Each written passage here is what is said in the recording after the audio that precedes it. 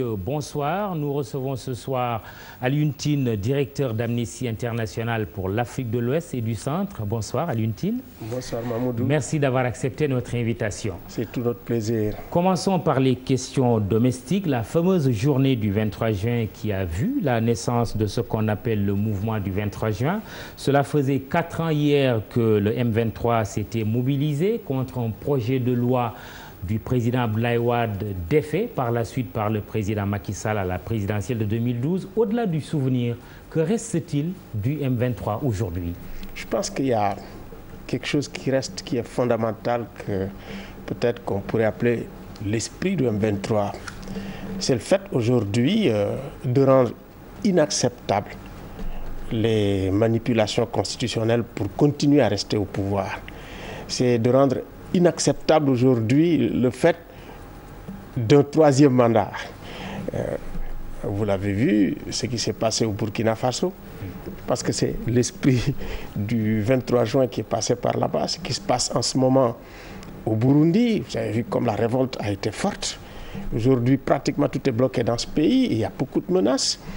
Et finalement, vous avez vu aussi le Togo, il y en a qui en échappent. Au point que la CEDEAO, le dernier sommet de la CEDEAO, est décidé vraiment d'inscrire dans la réforme justement du protocole sur la démocratie et la gouvernance les 2 mandats pour les faire accepter à l'ensemble des États. Il y a 2 États qui se sont opposés, la Gambie et le Togo. Il me semble que cet esprit est en train de s'ancrer, un ancrage de cela. Le Sénégal a su exporter l'esprit du 23 juin, mais il y a quand même quelque chose de surréaliste. On ne parle plus, c'est vrai, de 3e mandat, mais de la durée du mandat présidentiel. Le président Macky Sall avait pris un engagement, mais jusqu'au jour d'aujourd'hui, on est incapable de dire quand est-ce que la prochaine présidentielle va se tenir réellement. Bon, moi je ne vais pas vraiment donner dans les spéculations. Tant que le président de la République a donné à plusieurs reprises sa parole, donc jusqu'à preuve du contraire, il n'est pas revenu en arrière, donc on s'en tient à ça. Mais ce que je voudrais raconter tout simplement, quand j'ai été au Burkina, il n'y a pas si longtemps, c'était au mois de mars, il y a un éditorial qui est sorti. Et cet éditorial est consacré au président de la République, Macky Sall. J'en ai parlé d'ailleurs à Ismaïla Madior. Franchement, pour jeter des fleurs de cet exemple, en disant, voilà, tout le monde veut faire un 3e mandat, et voilà un président de la République qui réduit son mandat à 5 ans. Et ainsi de suite. Donc, ce qui veut dire que cet acte, cette décision, cet engagement, je ne dis pas que ça reste au niveau du Sénégal, mais est suivi par le monde entier, salué par le monde entier, comme un exemple. C'est-à-dire que les gens veulent prolonger et le Sénégal diminue. Je pense que le Sénégal n'a pas le droit aujourd'hui, avec tout ce qui se passe et le monde qui le regarde, vraiment de revenir en arrière. Ismaïla Madior Fall est conseiller juridique du chef de l'État. Il soutient que le président Macky Sall n'est pas obligé de passer par un référendum. Une thèse défendue par d'autres professeurs émérites comme Pape Demba Sy et Babacar Gueye, qui font partie des rédacteurs de la Constitution actuelle. Mais est-ce que le débat sur la voie par laquelle il faut passer pour réduire le mandat du président Macky Sall, est-ce que ce débat est pertinent? Moi, je discute beaucoup avec les constitutionnalistes et notamment mon ami Ismaïla Madior, que je suis, dont je lis pratiquement tous les livres qui nous inspirent. Je pense que ce qu'il dit, c'est du béton armé pour moi. On n'a pas besoin de passer par la voie référendaire. De mon point de vue, ce que Ismaïla Madior dit en matière constitutionnelle, très souvent, c'est du béton. Et les autres? C'est un garçon qui travaille bien. Les autres, je les connais aussi très bien. J'ai beaucoup travaillé avec les profs de droit que j'apprécie beaucoup, qui sont mes amis. Mais bon, j'ai beaucoup d'estime pour Ismaïla Madior.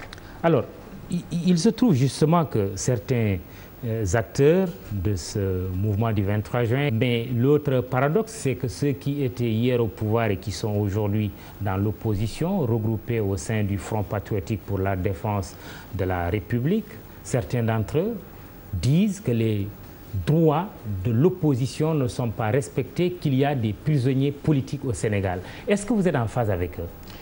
De toute façon, nous sommes en train de faire des recherches sur effectivement les gens qui sont en prison. Ce qui est sûr, c'est que de façon globale, dans la sous-région, il y a souvent un non-respect de la liberté d'opinion. Il y a un certain nombre de choses qui ne sont plus acceptables aujourd'hui. Par exemple, offense à chef de l'État, de notre point de vue, depuis que le président Diouf est là, nous l'avons contesté. Quand Wade est là, nous avons continué à le contester. Il me semble que c'est un archaïsme qui doit quand même, qui ne doit plus exister dans nos textes. Donc, à partir du moment où vous mettez quelqu'un pour offense au chef de l'État, écoutez, la plupart des organisations des droits de l'homme vont prendre ces gens pour des prisonniers politiques. Donc, je pense qu'il faut faire extrêmement attention au Sénégal maintenant. Est-ce que vis-à-vis du détenu le plus célèbre d'entre eux, Karim Wade, vous parleriez, vous, défenseur des droits de l'homme, de détenus politiques? Difficile à dire le problème de Karim. Moi, je m'en tiens au rapport qui a été publié très récemment. Oui, le groupe de travail des Nations Unies. Le groupe de travail des Nations Unies. Oui. Et ils ne l'ont pas fait seulement au Sénégal. Récemment, ils ont fait la même chose au Togo, avec le cas de Pachania Singbe, qui est le frère de Faure. Ici aussi, ils ont fait la même chose. Je pense que les organisations de droits de l'homme, depuis le début, ils ont appuyé quand même sur la sonnette d'alarme par rapport à la CRI, son fonctionnement. La CEDEAO est intervenue, le comité.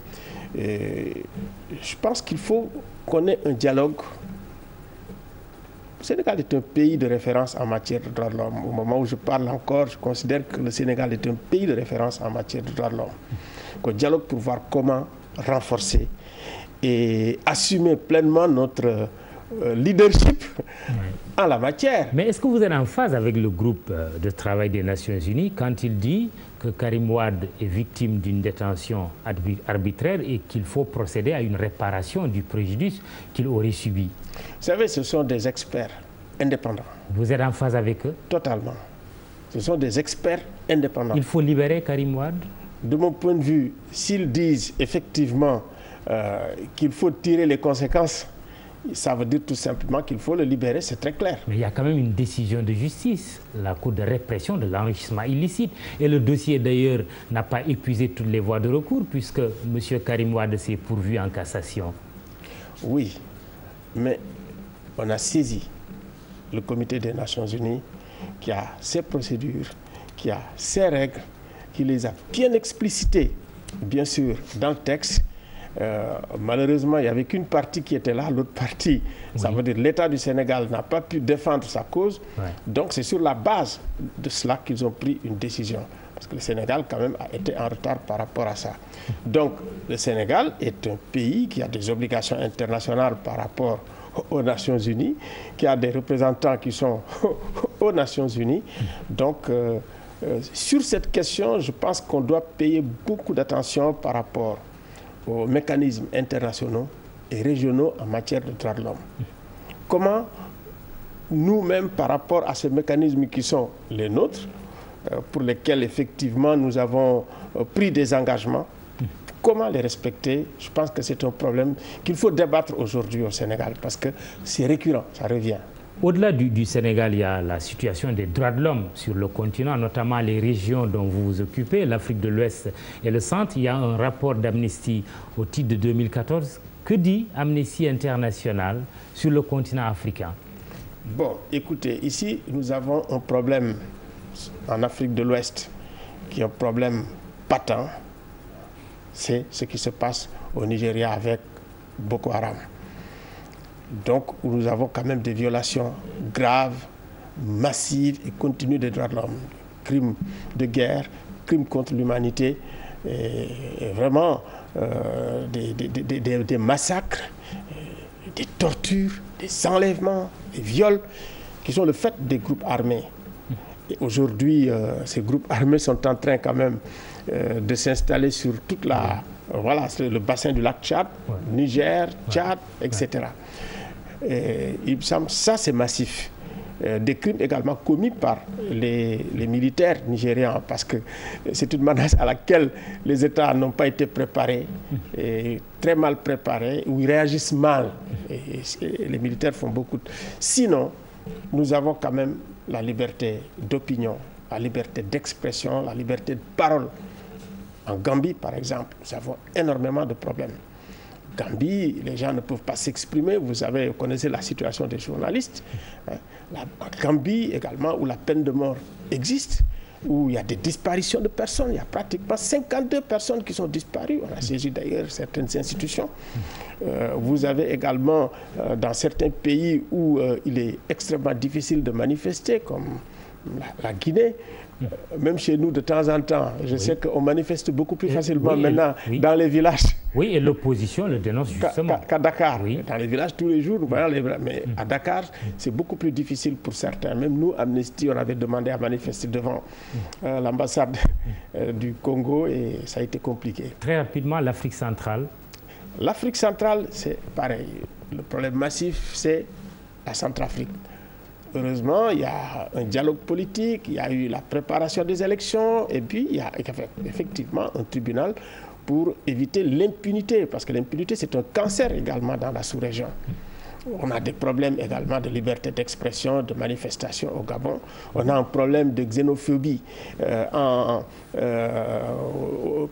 au Congo, Brazza, où il y a une opération où effectivement il y a eu beaucoup de gens qui ont été arrêtés, dont les droits ont été violés. Et nous avons même des Sénégalais, 126 Sénégalais ont été chassés. Au moment même où je vous parle aujourd'hui, ce sont les Ouest-Africains qui sont ciblés au Congo-Brazza. Alors, il y a le cas Omar el-Béchir, qui est sous le coup d'un mandat d'arrêt international de la Cour pénale internationale.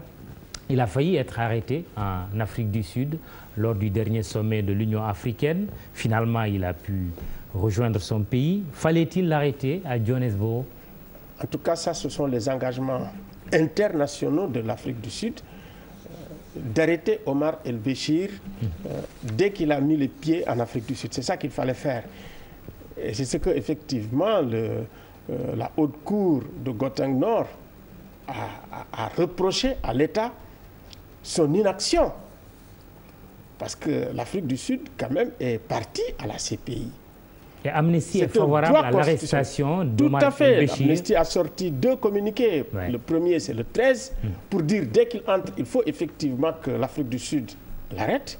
Et également le 15, où vraiment on a dénoncé le fait effectivement qu'on ait pu, si vous voulez, l'exfiltrer d'une manière, je dirais même, humiliante. Parce que quand même, c'est un poignard dans le dos pour les milliers de victimes. Il y en a 400 000. Et puis, il y a eu 2 millions de personnes déplacées. Moi, j'ai été au Darfour, j'ai vécu là-bas, j'ai vu la situation terrible vécue par les personnes déplacées et les réfugiés. Dernière question, on revient au Sénégal. L'opposition actuelle, dont certains membres étaient au pouvoir, récuse le ministre de l'Intérieur pour organiser les prochaines élections en soutenant que M. Abdoulaye Daouda Diallo est partisan. Argument défendable? Écoutez, moi je pense que les élections, 1, c'est la confiance, 2, c'est le dialogue, 3, c'est la transparence. Et aussi, il ne faut pas sous-estimer la CENI. Depuis 1998, quand même, ce processus qui a été mis en place. La Sénat avant la Sénat. Oui. C'est-à-dire qu'avec la Sénat, en 1998, oui, c'est ça. Avec la Sénat, la Sénat a fait du bon travail. Les différents CENI qu'on a eu ici ont fait du bon travail. Donc, je pense que le système est verrouillé. On a eu des ministres de la Justice, on a connu, qui étaient très politiques, mais ils n'ont pas pu quand même... Ministre de l'Intérieur. Les élections. Donc, ce que nous recommandons, c'est la communication, c'est le dialogue, c'est la transparence, c'est le consensus. Ça, c'est très important. Mais il me semble que le système sénégalais fait partie des systèmes les plus solides en Afrique de l'Ouest. Et je dirais même sur le continent. C'est un système qui est verrouillé. Les gens ne peuvent pas, si vous voulez, frauder comme ils veulent. Merci C'est moi qui vous d'être remercie. venu aux 20h de TFM. Je rappelle qu'Alioune Tine est le directeur d'Amnesty International pour l'Afrique de l'Ouest et du Centre. Chérif, c'est à toi. Mesdames, Messieurs, merci de nous avoir suivis encore ce soir. Demain, vous avez rendez-vous avec Antoine Diouf. Bonsoir. Bonsoir.